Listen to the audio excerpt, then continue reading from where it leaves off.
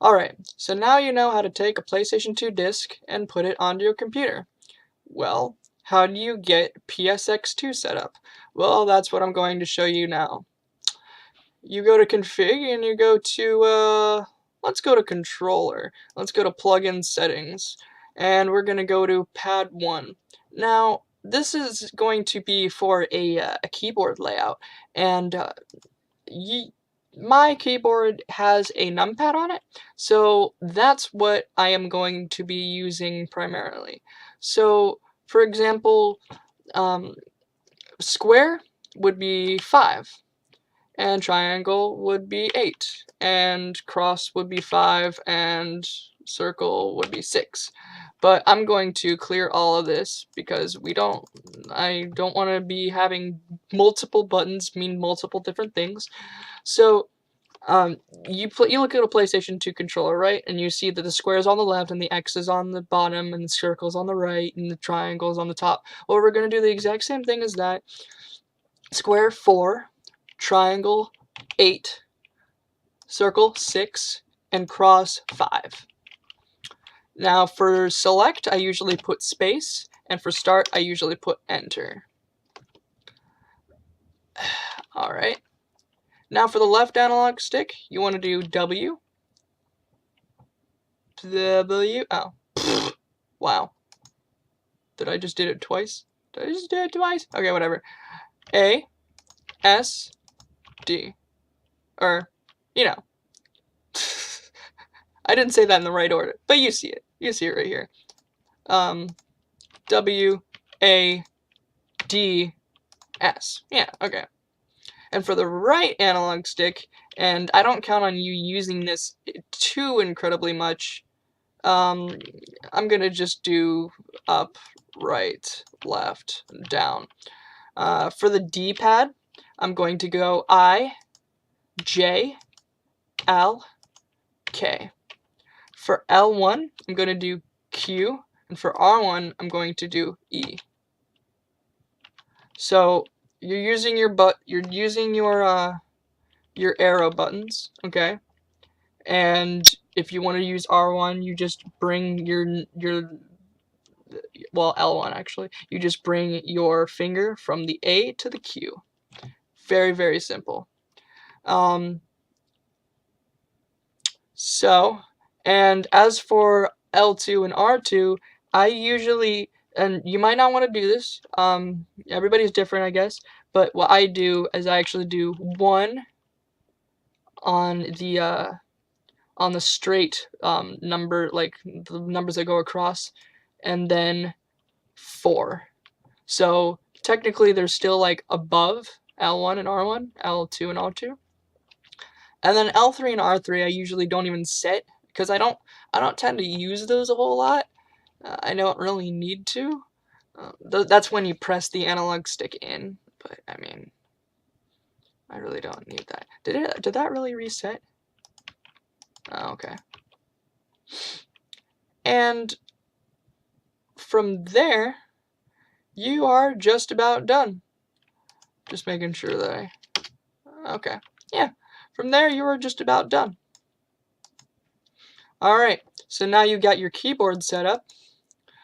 Now you might want to go to, let's go to,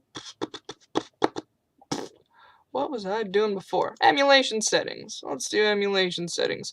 And let's go to speed hack. And enable speed hacks. Speed hacks usually improve emulation speed, but can cause glitches, broken audio, and false FPS readings. When having emulation problems, disable this panel first. So pretty much, if your computer can't handle it, or if the game just isn't compatible with it, you should not use speed hacks. But we're going to use speed hacks, because speed hacks are awesome, especially if you've already played a game before. Speed hacks are triggered by pressing, I believe, tab. I'm almost certain it's tab. And it'll just speed the game up. And you can actually set how much the game speeds up when you do this. And where is that at? Oh, you can also select your custom window size. I'm going to do fit window to screen, so I can just increase the size as much as I want. Let's just do 1080. Crap. Ah, wow.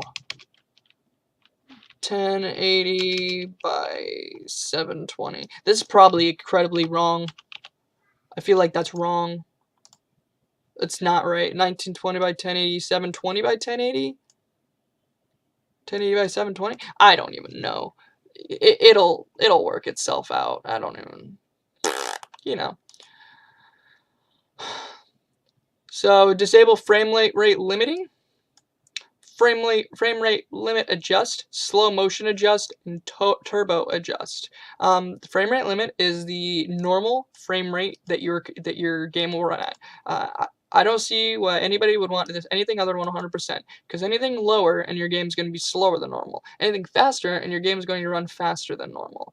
It's not like a regular game where, you know, if you get 120 frames per second, it doesn't matter, just a smoother animation. The whole game actually speeds up.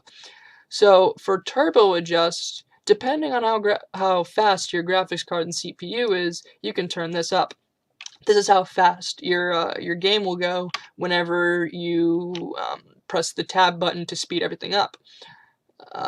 Skip when on turbo only. Tab enabled. So this, yeah, right here, I was right. It's tab.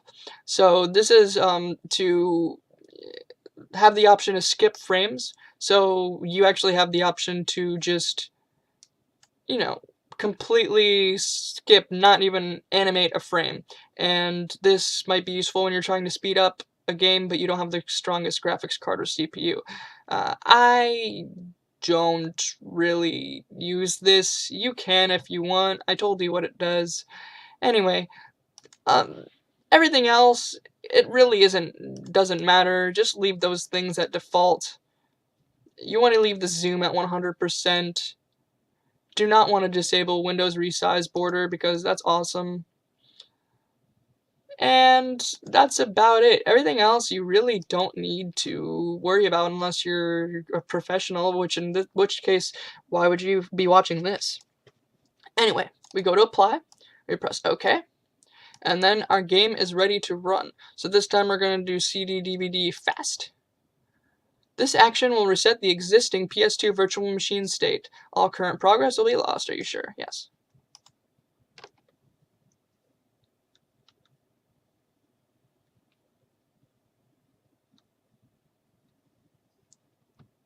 And as you see, there was no PlayStation intro. It just went straight into the game.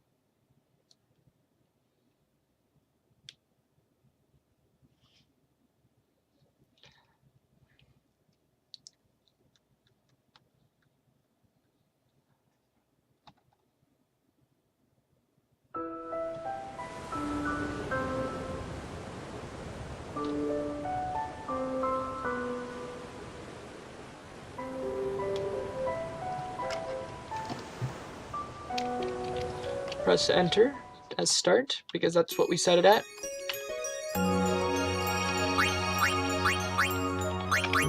I wonder if I still have my loaded games. Oh, I do.